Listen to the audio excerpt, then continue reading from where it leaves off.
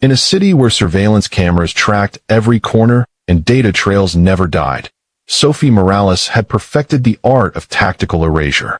Not invisibility. True invisibility was impossible. But strategic unremarkability was a skill she'd honed like a blade, and it had kept her alive for 3 years. It was a discipline she lived by instinct now. The constant calculation of exhaustion that pulsed behind her sternum, keeping rhythm with the hum of server racks during her overnight cybersecurity shifts and the clink of champagne flutes at Edison and Gray's exclusive catering events. 2 jobs, sometimes 3, 7 days a week, with barely enough time between to sleep in her clothes, let alone dream. At 24, Sophie had become fluent in the choreography of controlled chaos, smiling on cue, running threat assessments during dead subway rides, and convincing herself that the hollow ache beneath her ribs was only fatigue. Nothing deeper. Nothing she couldn't manage. New York had promised her everything once. She'd arrived at 18 with a full-ride ROTC scholarship, her younger sister Maya's hand tucked tight in hers, both of them carrying duffel bags stuffed with second-hand winter coats and her father's dog tags. What started as linguistic aptitude testing became 2 years of intensive intelligence training, cryptography, pattern analysis, signals intelligence, until a Black Ops disaster in Seoul burned her cover, killed her team, and sent her running from a career that had wanted to consume her whole. The military had given her a new name, a discharge that didn't exist on paper, and a single warning: stay hidden or become a target. She'd meant to build something clean, to use her brain for something that didn't end in body bags, to give Maya the stable childhood their father's death had stolen. Instead, Sophie found herself translating intercepted emails for corporate security firms at $15 an hour and carrying trays of canapes for people who measured wealth in buildings, not dollars. Her fluency in 6 languages reduced to a line item on NDAs. Her tactical training buried so deep, she sometimes wondered if she'd imagined it entirely. Her father had been gone 8 years now, an IED in Kandahar that the army described as quick, like that made it merciful. Maya's college tuition remained, a monthly ghost that devoured every paycheck and demanded Sophie stay invisible, stay safe, stay small enough that no one from her old life would ever look twice. Tonight, like most nights, Sophie stood in the cold architectural intimidation of the Ascendant, watching the private event unfold with eyes that never stopped cataloging. The venue was one of those 40th floor spaces that colonized Manhattan's skyline, floor-to-ceiling glass walls, floating staircases, and enough steel and marble to make it clear that warmth was for people who couldn't afford power. It smelled like old money and new alliances, champagne, and something darker underneath, the particular tension that came when dangerous people made deals in beautiful places. She'd just finished mentally decrypting the license plate sequence from the valet rotation. A simple substitution cipher, the kind she used to keep her pattern recognition sharp. When the elevator doors opened, and the room's entire center of gravity shifted 3 feet to the left. Sophie noticed him immediately, though she kept her eyes on the tray in her hands. Everyone noticed him. It wasn't just his height, though he stood well over 6 feet and moved through space like he'd personally negotiated the terms of physics. It wasn't the way his charcoal suit fit him like tactical gear, every line precise and unforgiving. It was something deeper, older. The way apex predators didn't announce themselves because they didn't have to. The room simply rearranged itself around his presence, conversations dropping half a decibel, posture shifting, threat assessments recalculating. Baek-hyeon. She didn't know his name yet, but she'd learn it soon enough. Along with all the warnings that came with it, the kind people whispered after they'd checked the room for listeners. He moved to the center of the space with economical grace, and Sophie's tactical brain betrayed her by analyzing him automatically. Korean, late 30s, custom tailoring that cost more than her annual rent. His dark hair was cut with military precision, shorter on the sides, the kind of discipline that suggested he understood that control was a language spoken through details. His face was all brutal elegance, sharp cheekbones, a jaw that could have been carved from stone, and a mouth that had forgotten how to smile for any reason that wasn't strategic. But it was his eyes that made Sophie's pulse trip. Black. Completely, utterly black in the venue's carefully engineered lighting. Not warm, not expressive, but the kind of dark that assessed your value and your vulnerabilities in the space between heartbeats. eyes that had watched empires collapse and hadn't blinked. He wore a watch that probably cost more than a car, but no rings, no unnecessary ornamentation. Just the absolute confidence of a man who'd never had to prove anything to anyone, because refusal wasn't a concept he entertained. Sophie felt her training kick in like muscle memory. Threat level, catastrophic. Approach vector, unavoidable. Recommended action, maintain cover and extract. Men like that were extinction events. She'd been trained to identify them, avoid them, and if absolutely necessary, neutralize them. They didn't just take what they wanted. They made you thank them for the taking, made you complicit, made you forget you'd ever had a choice. The kind of man who treated power like oxygen, automatic and infinite, and expected the world to adjust its breathing accordingly. She moved along the perimeter with her server smile locked in place, the expression warm enough to be professionally invisible, distant enough to discourage conversation. Just another pair of hands carrying glasses. Another body in a uniform designed for erasure. Keep moving. Don't make eye contact. You're furniture. You're wallpaper. You're no one. But the room wasn't large enough for the crowd, and Sophie's luck had died in Seoul 3 years ago. She was tracking the flow of guests near the bar, mentally mapping exit routes out of habit, when the crowd shifted unpredictably. A councilman stepped backward without looking. Sophie pivoted to avoid the collision, her tray tilting, and walked directly into a wall of controlled power that hadn't been there 2 seconds ago. The impact wasn't hard, but it was absolute. Baek-hyeon didn't stumble, didn't move. He simply existed exactly where Sophie had needed empty space to be, and the physics resolved themselves entirely in his favor. Her shoulder connected with his chest, champagne sloshed, but didn't spill, and his hand, faster than she'd expected, caught her elbow to steady her with a grip that was perfectly calibrated. Not bruising, not gentle, just utterly certain. Steady, he said quietly, and his voice was exactly what she'd feared. Deep, controlled, the kind of quiet that made you lean in to hear it and realize too late that you'd just given him your attention voluntarily. Sophie's training screamed at her. Disengage, apologize, disappear. I'm sorry, she said, the words automatic, her face professionally neutral. Excuse me. She tried to step back. His hand didn't release her elbow. Not holding her. Exactly. Just a pressure that suggested the decision to let her go was entirely his, and he hadn't made it yet. You're very aware, he observed, his eyes tracking her face with the focused attention of a man reading a technical schematic. You mapped every exit in this room before you picked up that tray. That's not standard catering training. I slid down Sophie's spine. He noticed. God, he noticed. I like to be prepared, she said, her voice flat, giving him nothing. If you'll excuse me. Prepared. His mouth curved slightly, not quite a smile. Is that what they're calling it now? He tilted his head, studying her with the unblinking focus of something that hunted by movement, by the micro-expressions prey tried to hide. Then he said, almost to himself, in flawless Korean, Dangshinin sumurugu haninde, nan da puwayer. You're trying to hide. But I see everything. The words landed like a physical blow. Sophie's heart rate spiked. She felt it. Hated that she felt it. Hated that he could probably see her pulse jump at her throat. Korean. He'd switched to Korean like he knew. Like he'd already pulled her file. Like her carefully constructed invisibility was just a joke he'd been polite enough not to laugh at yet. Every survival instinct she'd cultivated screamed at her to deflect in English, to pretend she didn't understand, to smile blandly and walk away. But 3 years of exhaustion, 3 years of hiding, 3 years of swallowing every sharp edge of herself until she choked on her own silence. It all ignited at once. Before her brain could override her mouth, before training could reassert itself, Sophie muttered under her breath in rapid, perfect Korean. Omanan sepiga, sesangi jagi garago singagana. Arrogant bastard thinks the world belongs to him.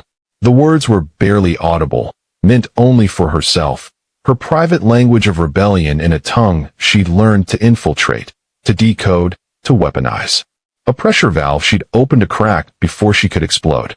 The room didn't hear it, but Baek-hyeon did. His entire body went still. Not tense, stillness wasn't tension. This was the absolute zero of a predator that had just identified something unexpected. Something interesting. Slowly, deliberately, he released her elbow. His hand dropped to his side. But his eyes, those black, merciless eyes, locked onto hers with an intensity that made her previous assessment feel like casual interest. Dossier, he said softly, his voice dropping to a register that bypassed her ears and went straight to her nervous system. Say it again. The room continued its oblivious rotation around them. Laughter, glasses, the meaningless performance of power. But in the 2 feet of space between Sophie and Baek-hyeon, the air had turned to something denser. Darker. He took 1 step closer. Not threatening. Inevitable. Ibanin. His eyes never left hers. Ne olgulbugo. This time, look at my face. Not a request. A command. Sophie's tactical brain cataloged the disaster in crystalline detail. Exits now blocked by crowd density. Witnesses who wouldn't remember her face. His security detail positioned at 3, 9, and 11 o'clock. Her cover compromised. Her invisibility shattered. Her carefully constructed life disintegrating in real time. But louder than all of that was a single, devastating realization. For the first time in 3 years of perfecting erasure, of becoming tactically forgettable, of hiding every dangerous skill behind the camouflage of ordinary struggle, Sophie Morales was seen. Not as a server, not as a translator, not as a girl just trying to survive, but as exactly who she was. And the man smiling at her, because it was a smile now, sharp and satisfied and absolutely certain, knew it. Welcome back, beautiful souls. Before we dive in, go ahead and hit that subscribe button and let me know in the comments where you're watching from. It always warms my heart to see our storytelling family stretching across the globe. Every like, every share, every bit of love you give keeps these stories alive. So find your quiet corner, get comfortable, and settle in close. Because Sophie's carefully built world of invisibility just shattered in 3 Korean words, and we're about to watch every dangerous, beautiful consequence unfold. Let's begin. The summons came at 4:47 a.m., because men like Baek-hyeon didn't operate on schedules that acknowledged human weakness like sleep. Sophie's phone lit up with a number that didn't exist. No caller ID, no digital fingerprint, the kind of ghost routing she recognized from classified operations. The text was brief enough to be elegant. 310 West 58th. Penthouse. 1 hour. Come alone, or I'll send a car to your sister's dorm. Her blood turned to ice, then immediately to fire. He knew where Maya lived. He'd known for less than 6 hours, and he'd already mapped every pressure point in Sophie's life with surgical precision. She arrived in 40 minutes, her anger burning through exhaustion. The building was exactly what she'd expected, obsidian glass and steel, the kind of architecture that didn't invite entry so much as permit it. The elevator required a keycard she didn't have. It unlocked anyway the moment she approached, already programmed for her arrival, and delivered her to the top floor in silence, so smooth it felt like falling upward. The doors opened directly into his space. Not an office. A command center disguised as luxury. Floor-to-ceiling windows framed Manhattan like a tactical display, the city reduced to glittering data points. The furniture was minimal, expensive, and positioned with the kind of spatial awareness that suggested every angle had been calculated for advantage. Screens lined one wall, dark now, but humming with dormant power. Everything was steel, glass, and control. Nothing soft. Nothing accidental. Baek-hyeon stood with his back to her, hands in his pockets, watching the sunrise break over the East River like he'd personally negotiated the terms of dawn. Close the door, Sophie. Her name in his mouth felt like a violation. She didn't move. You threatened my sister. I stated a fact. He turned, and the morning light turned his eyes from black to something darker still. You respond poorly to polite invitations. I adjusted my approach. What do you want? He smiled, the expression containing no warmth and absolute satisfaction. Then he lifted a slim tablet from the glass desk and handed it to her. Sophie didn't want to take it. Taking it meant acknowledging this conversation, meant participating in whatever game he was orchestrating. But tactical curiosity overrode pride, and her fingers closed around the device. The screen showed her life dismantled into intelligence briefing format. Morales, Sophie Elena, her real name, the one that wasn't supposed to exist anymore. Her service record, redacted but present. Her team designation, SIGINT Specialist, Cryptographic Analysis, Pattern Recognition scores in the 99th percentile. The sole incident, outlined in clinical language that didn't mention the 3 people who'd burned alive while she'd run. Her discharge, her new identity, and then the civilian information that made her stomach drop. Maya's tuition payments, 2 months overdue. Her own bank account, $127 from overdraft. Every debt, every shift, every desperate hour cataloged like evidence. How did you? Her voice cracked. She hated herself for it. I have expensive resources and considerable motivation. Baek-hyeon moved closer, his presence a calculated pressure. You're wasted carrying champagne, Sophie. Your brain is worth more than every person at that event combined. I'm not for sale. Everyone's for sale. The only variable is price. He paused, watching her with that unblinking focus. 3 months. You work exclusively for me. Cryptographic analysis, pattern recognition, threat assessment. In exchange, I'll deposit $2 million into an account your sister will inherit if anything happens to you. Untraceable. Permanent. Enough for her to finish Columbia and never struggle the way you have. The number hit her like a physical blow. $2 million. Maya's entire future secured.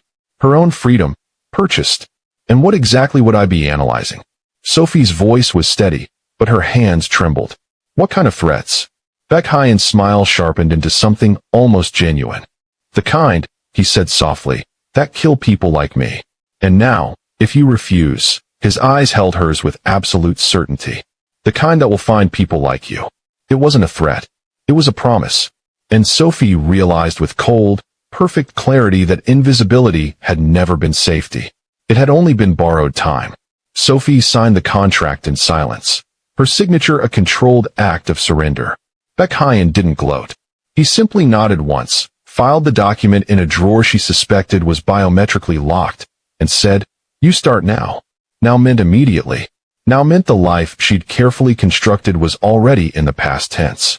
He led her down a hallway of polished concrete and recessed lighting to a door that required both fingerprint and retinal scan. Hers, already programmed into the system like he'd never doubted her answer. The lock disengaged with a hydraulic sigh, and Sophie stepped into what she could only describe as a fortress disguised as an office. The space was a perfect cube of controlled power. 3 walls of matte black soundproofing. The 4th, floor-to-ceiling ballistic glass overlooking the city, tinted dark enough to see out, but not in. 6 monitors arranged in a semicircle on a desk of black walnut and steel, each screen alive with encrypted data streams. A server rack hummed quietly in the corner, climate-controlled and serious. Military-grade hardware. Quantum encryption routers. A setup that had cost more than most people's houses and could crack communications most governments couldn't touch. Everything you need, Baek-hyeon said from the doorway, his tone matter of fact. Intercepted communications refresh every 6 hours. Financial ledgers update in real time. Your job is simple. Find patterns, decode intent, identify threats. I don't care how you do it. I only care that you're right. Sophie's fingers were already moving toward the keyboard before her brain authorized the action. What's the scope? She asked, her voice automatically shifting into the clipped precision of intelligence briefings. Foreign signals? Domestic? Corporate espionage? All of it. His eyes tracked her movement toward the desk with quiet satisfaction. I have enemies in 16 countries and 3 federal agencies. Some of them are getting bold. I need to know what they're saying when they think I'm not listening. He left without ceremony, the door sealing behind him with a finality that sounded like a vault closing. And Sophie, despite every moral objection, despite the voice screaming that she was crossing a line she'd sworn never to approach again, sat down and let her hands remember what they were built for. The first intercept was an encrypted SMS exchange, routed through Warsaw, but originating in Flushing. Mandarin. Financial codes embedded in restaurant supply orders. She cracked it in 11 minutes. A shipment redirect, heroin disguised as Lotus Root, a competitor trying to undercut Baek-hyeon's distribution network through JFK. The second was harder. A ledger showing legal real estate transactions that felt wrong, the timing too precise, the amounts too clean. She ran pattern analysis, cross-referenced holding companies, and found the shell game. A Russian outfit laundering money through New York commercial properties, slowly buying territory in Baek-hyeon's operational zone. The third was a voice recording, Korean, Two men speaking in careful euphemisms about the schedule change and cleaning the venue. She isolated stress patterns in their speech, mapped it against known associates in Baek-hyeon's database, and flagged it. An internal leak. Someone in his organization was selling information. By hour 4, Sophie had identified 3 active threats, 2 financial vulnerabilities, and 1 traitor. By hour 6, she'd forgotten to feel guilty. Because this was what her brain had been designed for. Not survival, not hiding, but the cold, beautiful complexity of dismantling chaos into comprehensible data, finding the signal in the noise, seeing patterns that didn't want to be seen. When Baek-hyeon returned, he didn't ask for a report. He simply looked at the annotated threat matrix she'd built on the center screen, and his expression shifted into something she hadn't seen before. Respect. You're better than I thought, he said quietly. Sophie met his eyes, her voice steady. You have a mole in your logistics team, and you're going to have to kill him. Baek-hyeon smiled. I know, he said. I wanted to see if you'd tell me. The mole's body was found in the Hudson 3 days later, and Sophie didn't sleep for 48 hours after that. She'd identified him, handed Baek-hyeon the evidence like a clinical report, and he'd acted with the kind of efficiency that made it clear this wasn't his first execution or his 100th. The knowledge sat in her chest like swallowed glass. She hadn't pulled the trigger, but her analysis had loaded the gun. You're thinking too loud, Baek-hyeon said from the doorway of her office, because apparently he'd developed the habit of appearing whenever her moral certainty started to crack. Sophie didn't look up from the encrypted financial stream she was decoding. I'm working. You're spiraling. He stepped inside, setting down a cup of coffee she hadn't asked for but desperately needed. You think identifying a traitor makes you complicit in his death. It doesn't. It makes you competent. There's a difference. He had a family. He sold information that would have gotten 17 people killed, including 2 children. Baek-hyeon's voice was flat, factual. His family will receive a pension they don't deserve and a story about a car accident. They'll grieve someone who never existed. That's more mercy than he earned. Sophie finally met his eyes. You don't get to decide who deserves mercy. Neither do you, he countered. But we both make the decision anyway. The only difference is I don't pretend the choice is clean. He moved to the ballistic glass window, hands in his pockets, his reflection sharp against the city lights. For a long moment, he was silent.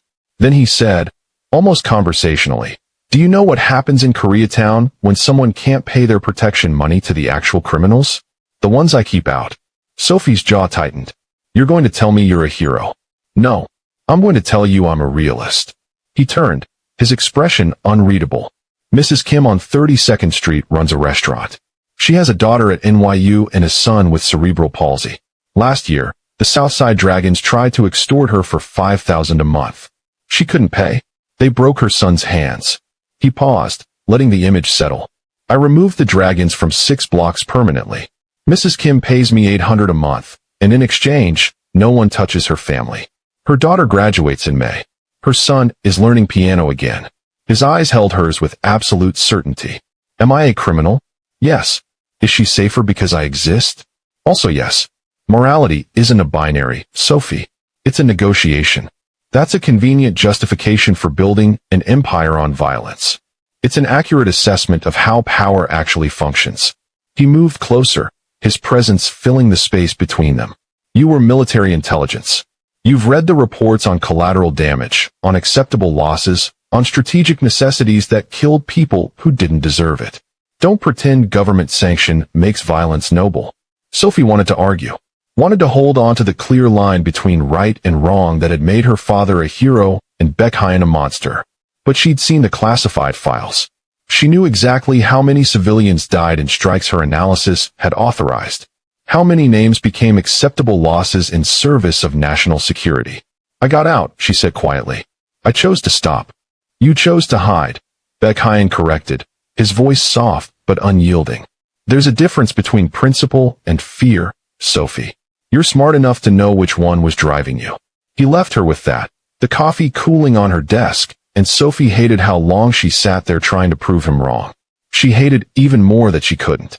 Sophie found it at 2:34 a.m. on a Tuesday, 3 weeks into her contract, buried in the kind of financial data most analysts would have flagged as irrelevant. Wire transfers. legitimate ones. Corporate payments flowing through Baek-hyeon's network of shell companies, legal fees, property management, consulting services. The kind of mundane operational expenses that happen thousands of times a month, each one clean enough to survive audit, boring enough to ignore. Except they weren't boring. Not if you looked at them the way Sophie had been trained to look at everything, as a pattern waiting to reveal itself. She'd been running automated scripts on financial ledgers, mapping transaction flows out of habit more than suspicion, when something snagged her attention. A timing irregularity. Microseconds, really. Delays in processing that shouldn't exist in automated banking systems. She almost dismissed it. Network latency, server load, a dozen mundane explanations. But the irregularity repeated. Every third Thursday. Same cluster of accounts. Delays ranging from 1.3 to 4.7 seconds. Small enough to be noise. Precise enough to be signal. Sophie's pulse quickened. She isolated the flagged transactions, stripped away the legitimate business layer, and looked at what remained. The timing gaps themselves, mapped chronologically. They were getting shorter. 4.7 seconds 3 months ago. 3.2 seconds 6 weeks ago. 1.8 seconds last week. A countdown masquerading as random variants, hidden inside transactions that had no reason to be connected except for this single, deliberate flaw.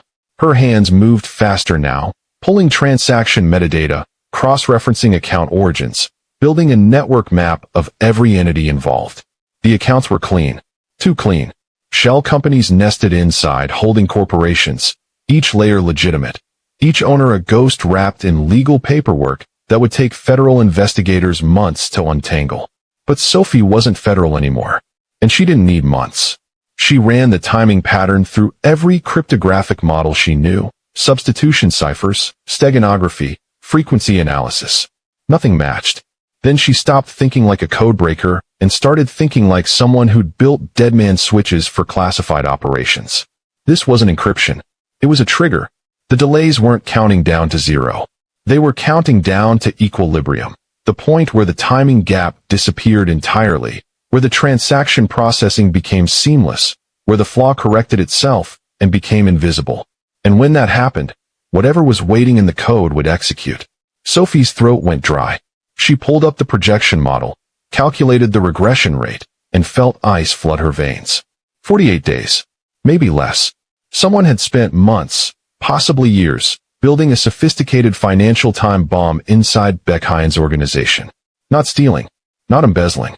This was patient, surgical, and designed for a single catastrophic purpose she couldn't yet see but could feel like a gun pressed against her spine. Assassination economics. She'd seen it once in classified briefings. Financial triggers designed to collapse infrastructure, liquidate assets, or execute transfers the moment a target died. A way to ensure that killing someone delivered maximum operational damage, not just a body count. She was staring at the framework for Baek-hyeon's murder. Not the act itself, but the mechanism that would activate the moment someone pulled the trigger. Sophie's hand hovered over her phone. It was past 3 a.m. Baek-hyeon would be awake. Men like him didn't sleep so much as strategically rest. She dialed. He answered on the first ring, his voice alert, unsurprised. "You found something." "Yeah," Sophie said, her voice steady despite the adrenaline singing through her blood. "Someone's planning to kill you. And they've been planning it for a very long time." Baek-hyeon's war room was exactly that. War made architectural. A long obsidian table, high-backed chairs positioned with territorial precision, and walls lined with screens displaying real-time data from Operation Sophie, was probably better off not understanding. The air tasted like expensive cologne and controlled aggression. She stood beside Baek-hyeon at the head of the table, acutely aware that she was the only woman present, and the only person who'd arrived in jeans rather than tailored suits that cost more than her yearly rent used to. 5 men sat before them.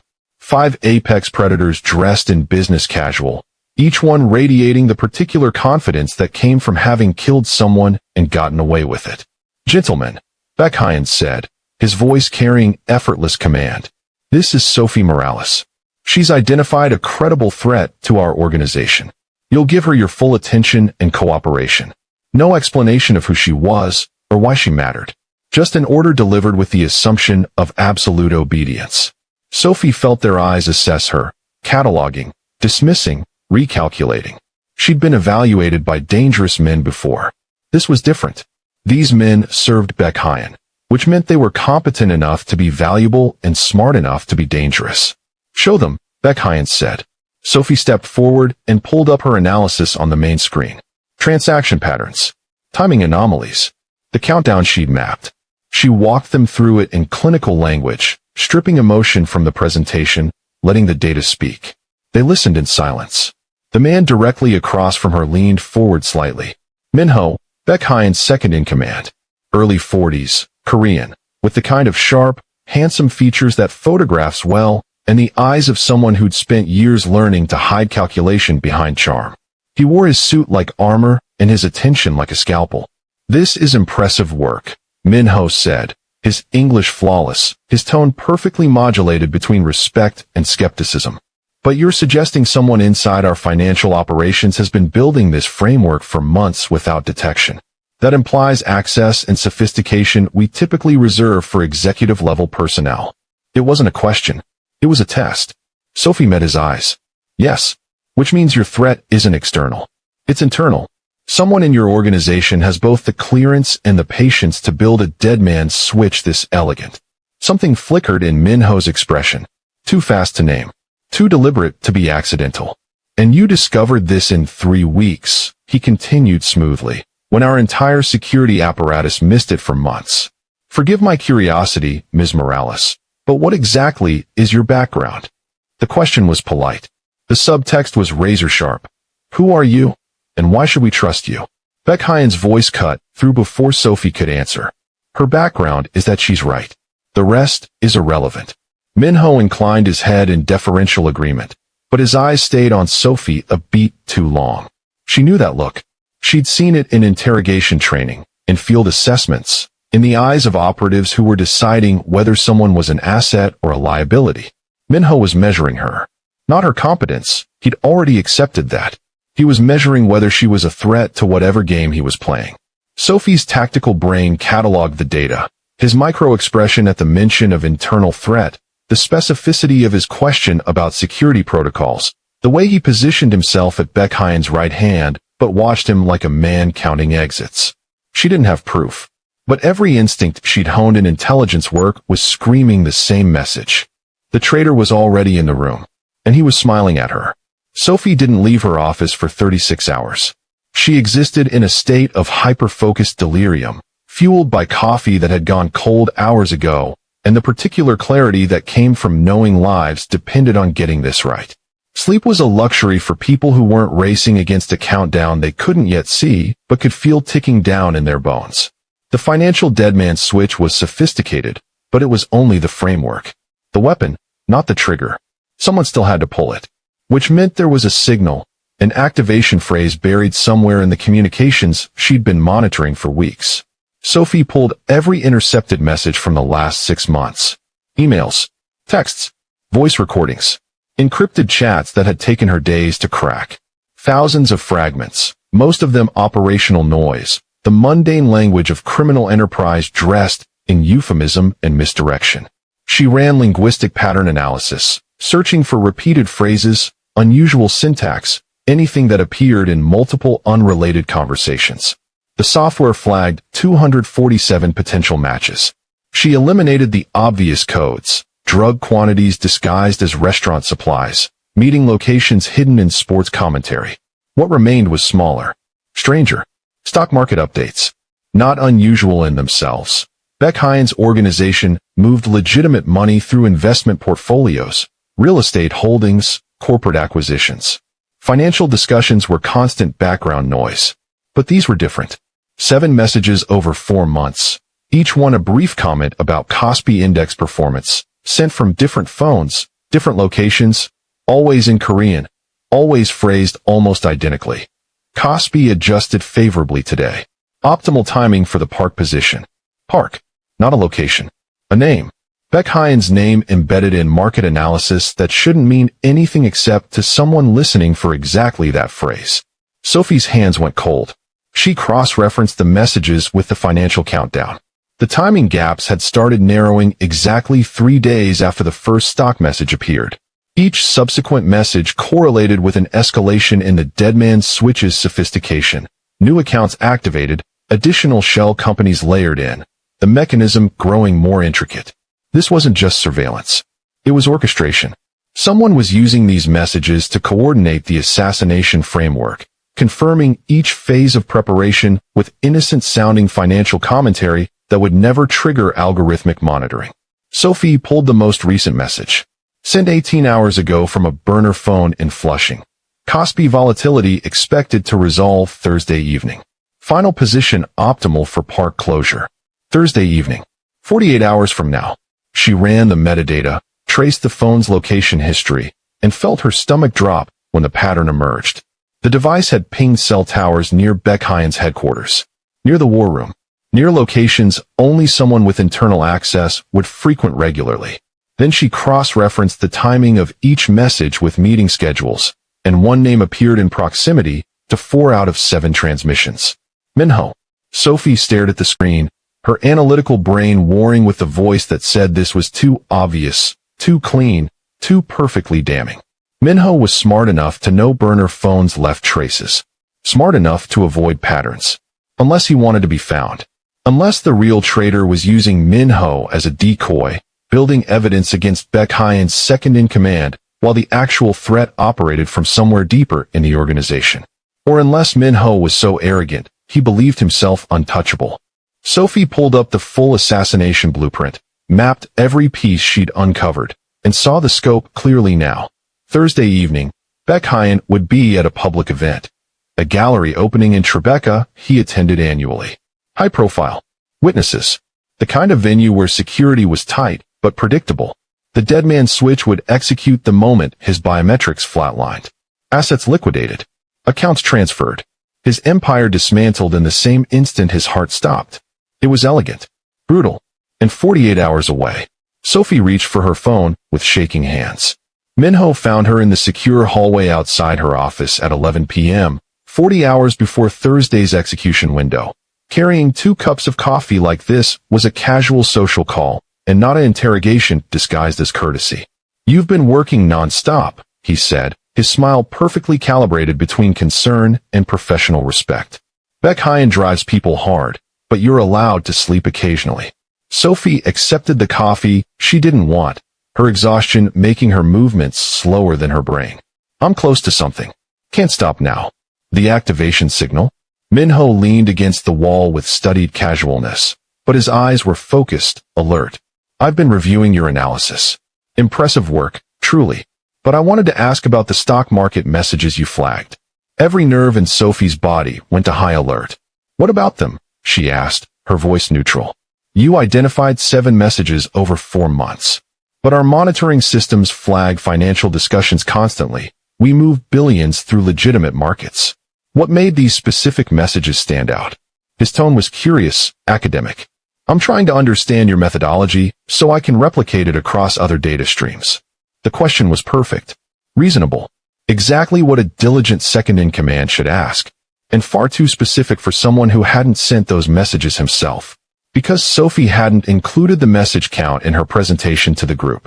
She'd shown the pattern, the timing correlation, but she'd deliberately kept the granular details restricted to the report she'd given Baek-hyeon privately. Minho shouldn't know there were 7 messages. Unless he'd sent them. Sophie's mind moved at combat speed, calculating angles, probabilities, outcomes. She could confront him now, but he was armed, positioned between her and the exit, and she had no proof he'd accept as damning. She could lie poorly and confirm his suspicions that she knew too much. Or she could lie perfectly and buy Baek-hyeon the 40 hours he needed to survive Thursday. She met Minho's eyes and made her choice. "Linguistic patterns," she said, injecting exhaustion into her voice like confession. The phrasing was statistically irregular, too formal for casual conversation, too consistent across different senders.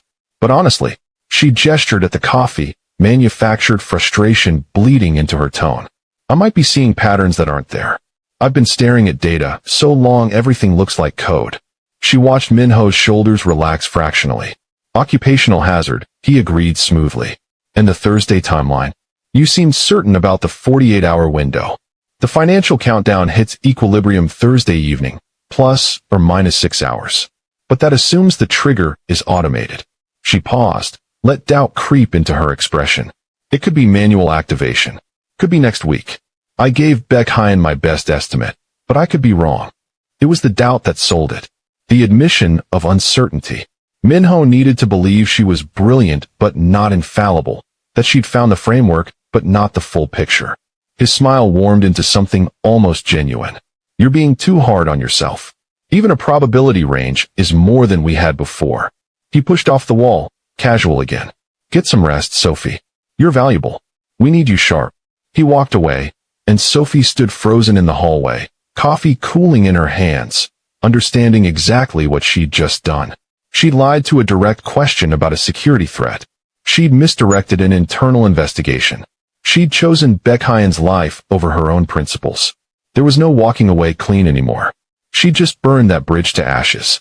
The Tribeca Gallery was all white walls and exposed brick, filled with Manhattan's elite pretending to understand contemporary art while negotiating deals worth more than the paintings. Sophie stood near the east entrance in black tactical clothing she'd requisitioned from Baek-hyeon's security team, earpiece live, eyes tracking every angle. Baek-hyeon moved through the crowd with practiced ease, his presence commanding attention even in a room designed to showcase beauty. He knew she'd lied to Minho. She'd told him everything 36 hours ago, and he'd smiled that dangerous smile and said, "Good. Let him think he's won." Now they were waiting for Minho to pull the trigger. Sophie's phone showed 8:47 p.m.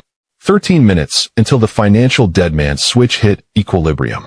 12 minutes until Kospi Market close in Seoul, the timing window embedded in every coded message. Minho stood near the bar, composed and elegant, checking his phone with the casual frequency of someone monitoring stocks. Or confirming a kill order. Sophie's earpiece crackled. Movement on the roof. 2 shooters positioning. Baek-hyeon's head of security, already briefed, already in motion. But Sophie was watching the phones.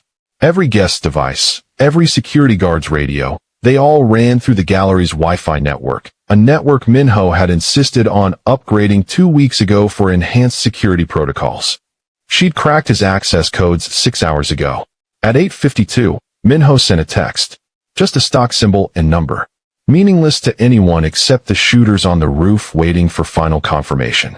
Sophie's fingers moved. She triggered the code she'd written in the last sleepless night. A brutal digital assault that hijacked every connected device in the building. Phones died. Radios went static. The gallery's smart locks engaged with synchronized clicks, sealing exits, trapping everyone inside, including the shooters. Panic rippled through the crowd. Baek-hyeon's eyes found hers across the room, and she saw the question. Now? She nodded. Minho's hand moved toward his jacket, toward the gun Sophie knew he carried, but she was already moving. 3 years of buried training exploded back into muscle memory. She crossed the distance in 4 seconds, caught his wrist as the weapon cleared his holster, and used his own momentum to drive him into the wall with enough force to crack expensive plaster. The gun clattered to the marble floor. "You made one mistake," Sophie said quietly, her voice steady despite the adrenaline screaming through her veins. "You assumed I'd keep hiding." Minho's eyes went wide with genuine shock, then calculation, then fear as Baek-hyeon appeared behind her like a shadow made solid. "The roof is handled," Baek-hyeon said calmly, as if discussing weather. 2 shooters, both detained. "I assume they'll confirm you hired them." Minho said nothing, but the answer was written in his expression. Baek-hyeon studied his former second-in-command with the cold assessment of a surgeon identifying dead tissue. "You wanted my empire. You should have simply asked. I respect ambition." His voice dropped to something colder than anger. "I don't forgive betrayal." He nodded once. 2 security personnel materialized and removed Minho with efficient silence, dragging him toward a back exit that led somewhere Sophie suspected didn't have cameras or witnesses. The gallery remained sealed, guests confused but contained, until Baek-hyeon's team swept the building and confirmed the threat was neutralized. Sophie stood among the chaos she'd created, no longer invisible, no longer hiding. Baek-hyeon approached, stopping close enough that only she could hear him. "You saved my life," he said quietly. "I did my job," Sophie replied. His smile was sharp and genuine. "No. You made a choice. There's a difference." And Sophie realized he was right. She hadn't just protected an asset. She'd chosen him. 3 days after Minho's body was found in the East River with the kind of injuries that made identification require dental records, Sophie received confirmation that $2 million had been deposited into an irrevocable trust with Maya as the sole beneficiary. Her contract was fulfilled. Her sister's future was secured. Columbia's tuition office would never send another threatening letter. Maya would graduate, pursue her master's degree, build the life their father had died hoping she'd have. Sophie was free to walk away. She stood in her fortress office, watching dawn break over Manhattan, and didn't move toward the door. Baek-hyeon found her there an hour later, carrying coffee that was actually still hot, his suit jacket discarded, sleeves rolled to his elbows in the closest thing to casual she'd ever seen him wear. "The trust cleared," he said, setting the cup on her desk. "Your sister called you 4 times. You didn't answer." "I know." Sophie's voice was quiet. "Your contract is complete. You can leave whenever you want." He paused, his dark eyes holding hers with that unblinking intensity that had terrified her once, and now felt like the only thing in the world that truly saw her. "But you haven't packed." "No." "Why not?" Sophie turned to face him fully. This man who dismantled her carefully constructed invisibility and forced her to choose between hiding and living. This ruthless, brilliant predator who'd offered her freedom and somehow made her want to stay in the cage. "Because I'm tired of running," she said. "I'm tired of pretending I'm something smaller than I am. Tired of being invisible when I was built to be seen." She took a breath. "You told me once that I was wasted carrying champagne. You were right." Baek-hyeon moved closer, his presence filling the space between them the way it had that first night. But now there was no fear in it. Only recognition. "And what do you want instead?" His voice was low, dangerous, intimate. Sophie met his eyes and let him see everything she'd spent 3 years hiding. The brilliance, the fire, the woman who'd saved his life not because she was paid to, but because she'd chosen him over every principle that said she shouldn't. "I want to stop pretending this is transactional," she said. "I want to build something that doesn't require me to apologize for what I'm capable of. I want," she switched to Korean, her voice steady and sure, "to stay with the arrogant bastard who saw me when I was trying to disappear." "Only she repeated, the same 3 words she'd whispered that first night. But now they carried no venom, no fear. Only heat and challenge, and something that felt dangerously close to devotion. Baek-hyeon's expression transformed. The control he wore like armor cracked just enough to show the man underneath. The one who'd been searching for an equal and found her hidden behind a serving tray and a lifetime of strategic erasure.